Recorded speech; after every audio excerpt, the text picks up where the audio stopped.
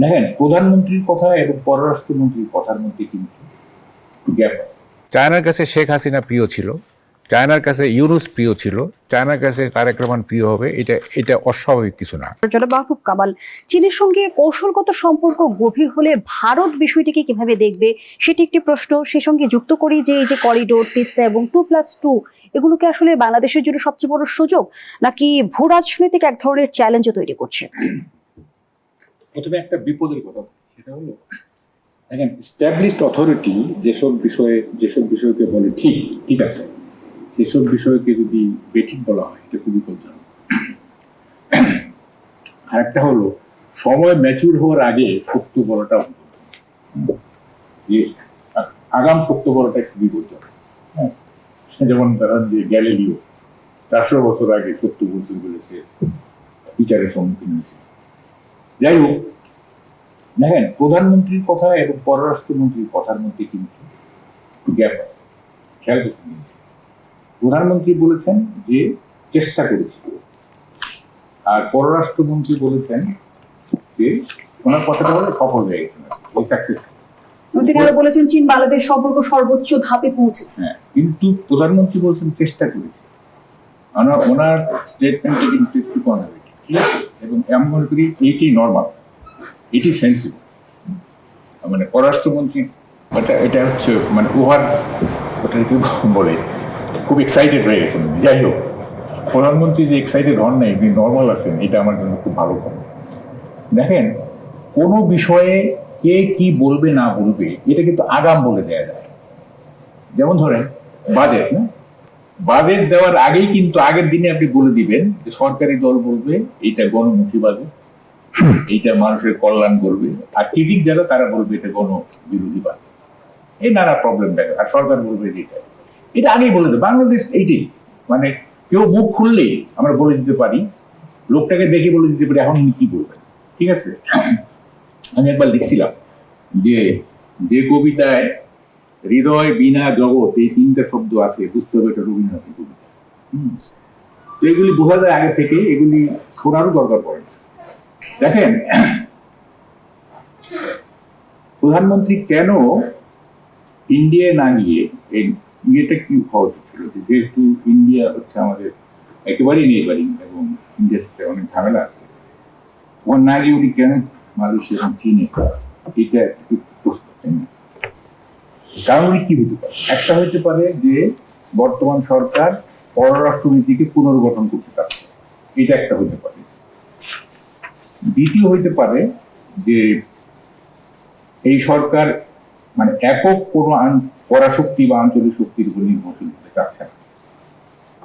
3 নম্বর হইতে পারে ইন্ডিয়াকে একটু ভয় দেখানো, গেলাম না তোমাদের। 4 নম্বর হইতে পারে এটা একটা জনতুষ্টিমূলক সিদ্ধান্ত যে এদেশের মানুষ যেহেতু by and large anti Indian, সেহেতু এই এই জনগোষ্ঠীকে সন্তুষ্ট করা, এটা একটা হতে পারে।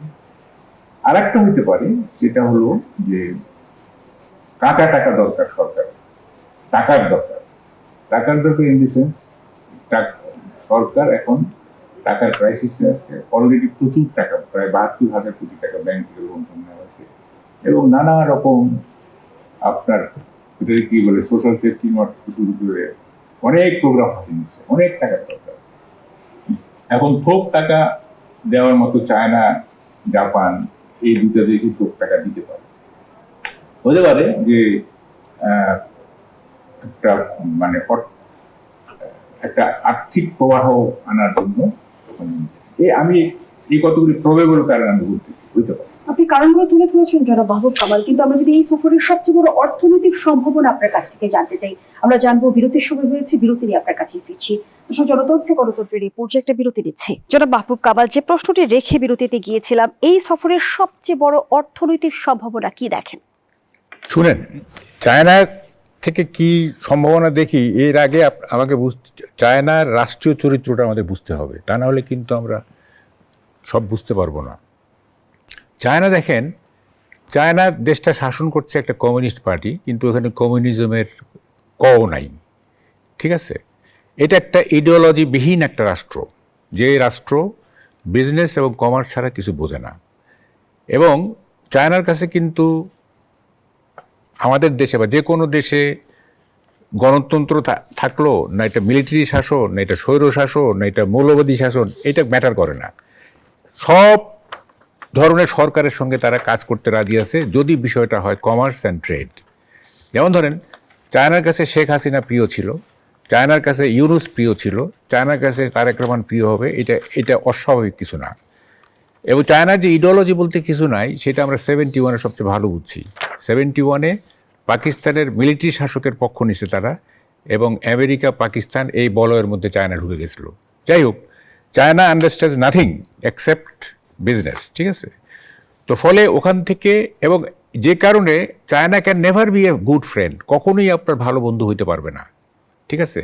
এইটা ওই যে বলে না যে বিপদের দিনে যে পাশে থাকে সে ভালো বন্ধু, চায়না কখনোই আপনার বিপদে আসবে না, ঠিক আছে, তার স্বার্থ যদি না থাকে। এখন আপনি বলতেছেন যে অর্থনৈতিক না, দেখেন এখানে অনেক ঝামেলা আছে। হ্যাঁ, ঝামেলা হচ্ছে যে চায়না ট্যুরটা হয়েছে আপনার আমেরিকার সঙ্গে যে বাণিজ্য চুক্তি সেইটার সাথে কনফ্লিক্ট করে গেছে, ঠিক আছে?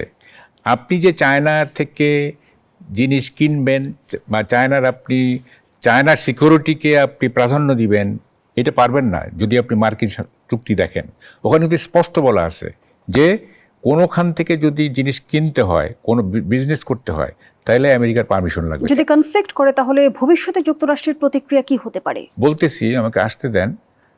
এটা গেল একটা। আরেকটা হচ্ছে যে চায়না আমেরিকার সিকিউরিটি কনসার্ন যেখানে আছে, চুক্তিতে আছে, কিন্তু আমেরিকার সিকিউরিটি কনসার্ন যেসব জায়গায় আছে সেগুলির সাথে সিঙ্ক্রোনাইজ করে আমাদের স্ট্র্যাটেজি সাজাতে হবে, এটা চুক্তিতে আছে।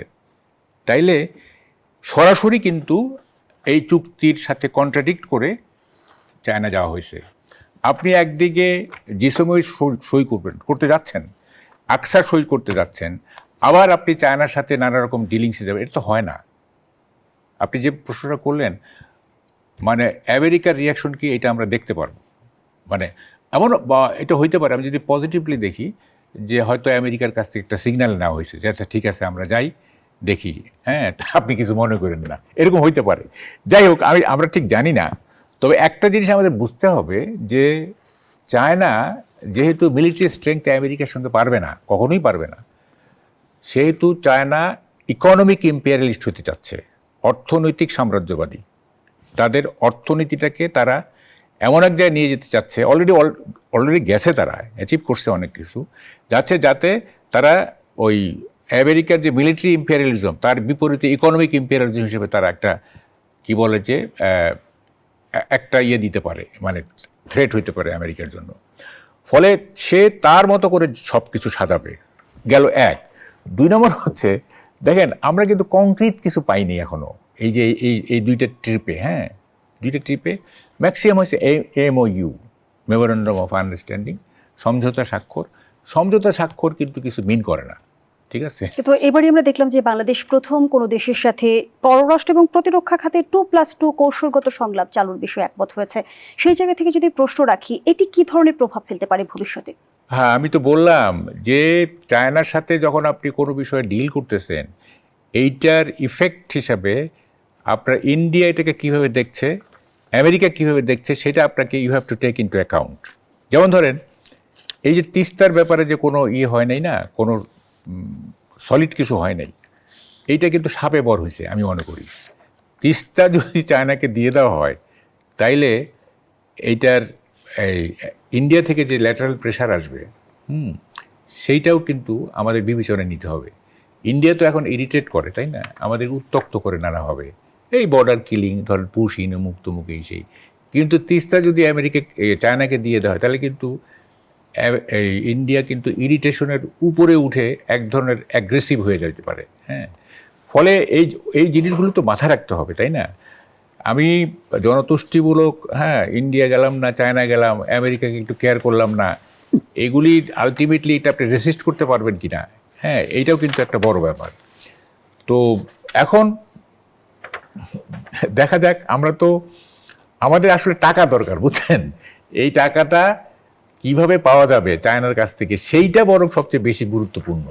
এই তিস্তা এই যে এগুলি আমার কাছে খুব গুরুত্বপূর্ণ মনে হয় না। তিস্তায় যে একবারে ইমিডিয়েটলি এটা নিয়ে এটা একটা চুক্তি হইতে হবে, এটা খুব এত আর্জেন্সি না, এটা জরুরি অবস্থার মধ্যে আমরা নাই।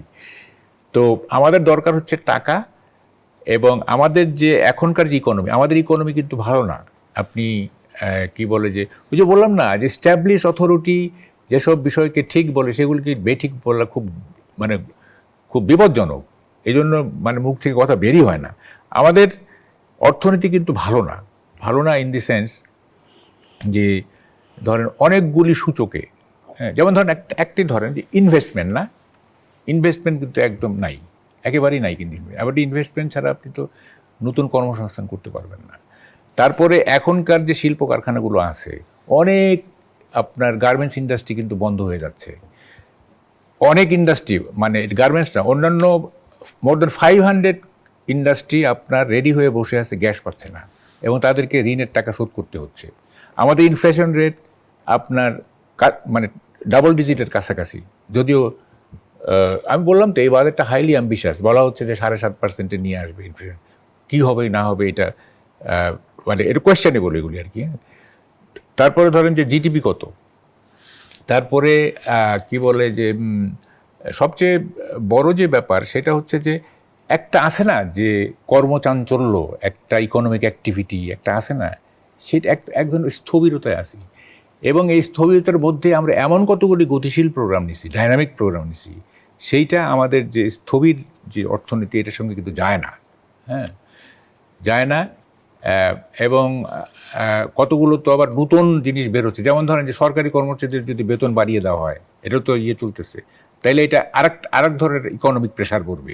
এমনি সোশ্যাল সেফটি নেটওয়ার্কে এই যে কার্ড টার্ড ইত্যাদি, জুলাই যোদ্ধাদের ভাতা, তারপরে হচ্ছে যে নানা রকম প্রোগ্রাম তো গভর্নমেন্ট হাতে নিচ্ছে, তাই না? তো ফলে এগুলি তো সাস্টেইন করতে হবে, এটা তো খালি শুরু করলে তো হবে না। আপনি একটা ওই যে রবীন্দ্রনাথের সেই কথাটা, বাঙালি শুরু করে কিন্তু শেষ করতে পারে না, অনেক আগে ভুলে গেছে না, এগুলি চিরনতুন এসব কথা। তো আপনাকে তো এইগুলিকে কন্টিনিউ করতে হবে, এগুলি সাস্টেইন করতে হবে, তাই না? মাঝখানে যদি মুখ থুবড়ে পড়ে যায় এগুলো মুখ থেকে, তখন এটা কি হবে, তাই না? আমরা আশা করতেছি। দেখেন একটা কথা বলিনি আপনাকে, আমাদের যে ফরেন ডিপ্লোমেসিটা যে অবস্থায় আছে, এইটাকে পজিটিভ করতে গেলে, এইটাকে আমাদের অনুকূলে নিতে গেলে খুব বড় ধরনের ক্রাফটম্যানশিপ লাগবে, একটা ক্রাফটিং লাগবে। এইটা প্রধানমন্ত্রীর সফরের মাধ্যমে চীনের বেল্ট এন্ড রোড ইনিশিয়েটিভের আওতায় বাংলাদেশের চলমান মেগা প্রকল্পগুলোর অর্থায়ন এবং দ্রুত বাস্তবায়নে নতুন কোনো করে গতি আসতে পারে কিনা, আমি সেই প্রশ্নটা আপনার কাছে রাখছি। আমি পরবর্তী অংশে ফিরছি। আমার 10 সেকেন্ড জি আমি একটু বিস্তারিত শুনতে চাচ্ছি। আমি আমেরিকার ইন্দো প্যাসিফিক স্ট্র্যাটেজি এবং চায়নার বেল্ট এন্ড রোড ইনিশিয়েটিভ, এটা কিন্তু কনফ্লিক্টিং, ঠিক আছে? তো আপনি কি করবেন, ইউ হ্যাভ টু চুজ, তাই না? জি, জনাব মাহবুব কামাল, এই পর্যায়ে ধন্যবাদ জানাচ্ছি।